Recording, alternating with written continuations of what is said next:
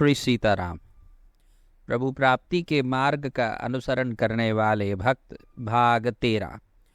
भक्तों, आज हम बलि पत्नी श्री विंध्यावली जी का चरित्र श्रवण करेंगे, जो कि परम भगवत भक्त थी और राजा बलि की धर्म पत्नी थी।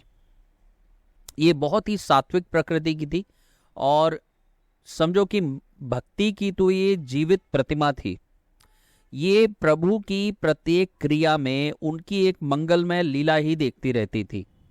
भगवान ने जब वामन रूप धर के इनके पति से 3 पग पृथ्वी का संकल्प करा लिया, तब पृथ्वी नापने के समय उन्होंने अपना एक महान रूप धारण किया और बलि बंदी हो गए।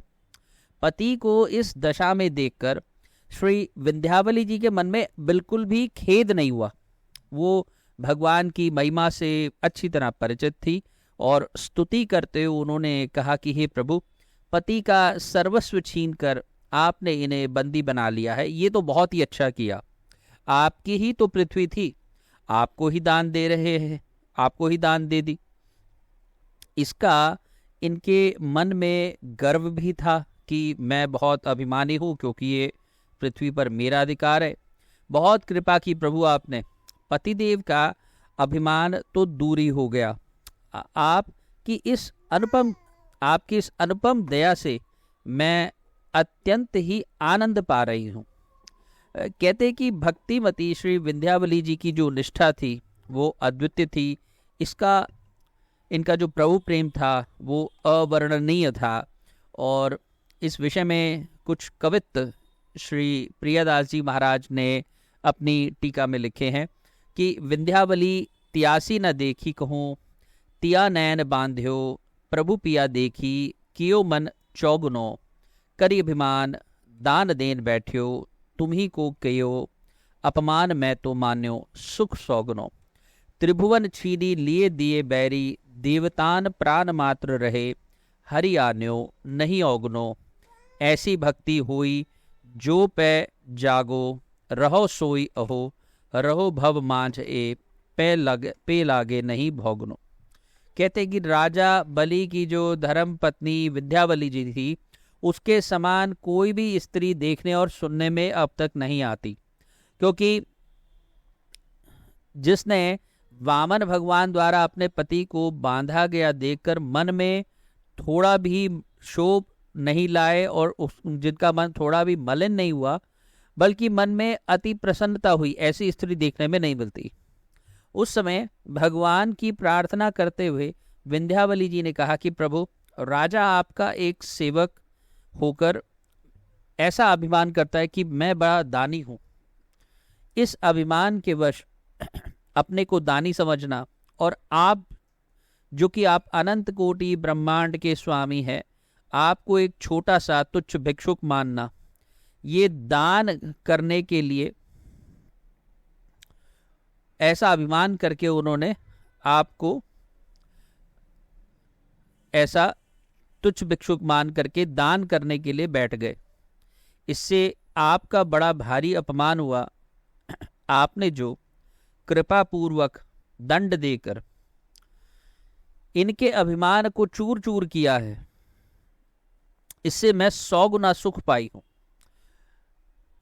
देखिए, रानी विंध्यावली जी की कैसी अपूर्व निष्ठा है कि वामन भगवान ने राजा से छल पूर्वक तीनों लोगों को छीनकर राजा बलि के शत्रु देवताओं को दे दिया, पति को अति अपमानित करके बंधवा दिया, नरक भेजने की धमकी दी।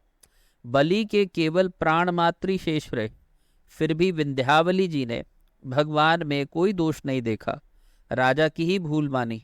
यदि भगवान की दया किसी में ऐसी भक्ति हो जाए तो वह चाहे जागता रहे चाहे सोता रहे, यानी कि चाहे सावधान होकर सत्कर्म करता रहे या लोगों की दृष्टि में निष्क्रिय रहे, दोनों ही अवस्थाएं समान है। ये संसार की भांति व्यवहार करता रहे, उस पर माया के गुण नहीं लगते, वो जीवन मुक्त होता है। भक्तों, मैंने एक बार पहले भी ये कहा था, सोचा फिर से इस प्रसंग के रिलेशन में एक बार फिर से कह दूं। भगवान को अभिमान बिल्कुल पसंद नहीं है। जब जब देवता अभिमान करते हैं तो भगवान राक्षसों को अपना बल प्रदान कर देते हैं और राक्षस विजयी हो जाते हैं। जब जब राक्षस अपना अभिमान करते हैं तो भगवान देवताओं के साथ हो जाते हैं, और जैसे बलि को उन्होंने छला राक्षसों का बल छीन किया और देवताओं को तीनों लोक दे दिए, उसी प्रकार भगवान अपने भक्त का भी अभिमान बिल्कुल नहीं सहन करते। तो ना तो देवताओं का अभिमान, ना राक्षसों का अभिमान, ना अपने भक्त का अभिमान। कैसे भक्त का अभिमान सहन नहीं करते? जैसे कि गोपियों को अभिमान हो गया कि श्री कृष्ण तो हमारे साथ ही रास कर रहे हैं, तो भगवान उस रास लीला से ओझल हो गए। ऐसे ही साधारण पुरुष कोई अभिमान करे तो क्या भगवान को अच्छा लगेगा? बिल्कुल नहीं अच्छा लगेगा। जिस मनुष्य के पास अथाह संपत्ति है उसको ना तो कोई सांसारिक व्यक्ति पसंद करता है, ना ही उसे कोई भगवान पसंद करते हैं, ना उसे कोई देवी देवता आदि पसंद करते, क्योंकि उसमें कूट कूट के अभिमान भरा रहता है कि मैं इस सांसारिक संपत्ति का मालिक हूँ, मेरे पास बहुत कुछ है। दूसरों को वो नौकर ही समझता है। परम श्रद्धेय स्वामी राम सुखदास जी कहते थे कि अमीर व्यक्ति सदैव दूसरे को नौकर ही बनाता है, भगवान और भगवान का भक्त दूसरे को ऊंचा बढ़ाते हैं। यानी कि अमीर व्यक्ति तो अपने से नीचा बनाएगा, अपना नौकर बना के रखेगा, लेकिन भगवान का भक्त दूसरे को भगवान का भक्त ही बना देगा, और स्वयं भगवान भी दूसरे को इतना पुजवा देंगे कि वो किसी भगवान से कम नहीं पुजता होगा। किंतु भगवान को ऐसे लोग कतई पसंद नहीं जिनमें कूट कूट के अभिमान भरा होता है, ये मेरा है, ये सब मैंने कमाया है, इतनी संपत्ति तो मेरे पास है, तुम तो कंगले हो, और कोई क्या है, और किसी की क्या औकात है। हो सकता है ये बातें खुल करके मुंह पे कोई ना बोलता हो, लेकिन मन ही मन ऐसा भाव करता है, और उसके व्यवहार से, उसके हाव भाव से आम तौर पर ये बड़ा जल्दी सिद्ध हो जाता है, दिख जाता है, प्रतीत हो जाता है कि इसके मन में चलता क्या है। इसीलिए गुलामी ही करनी हो तो भगवान के चरित्रों को सुनो, भगवान के भक्तों की करो, भगवान की करो, नाम जप करो। ये कम से कम आपको ऊंचाइयों की तरफ लेके जाएंगे। ऐसे लोगों की गुलामी करने में कोई मज़ा नहीं है जो हमेशा संसार में ही अभिमान से सने हुए हों। और वैसे भी देखिए, चले आप किसी धनाढ़ व्यक्ति को भी देख लें, ईश्वर उस धनाढ़ व्यक्ति को धनाढ़ बनाता है, लेकिन वो धनाढ़ व्यक्ति क्या सारे के सारे जीवों को, प्राणी मात्र को सुख शांति पहुंचाता है? सबको भरण पोषण करने वाला ईश्वर है, सबको देने वाले ईश्वर हैं, सबको देने वाले भगवान है।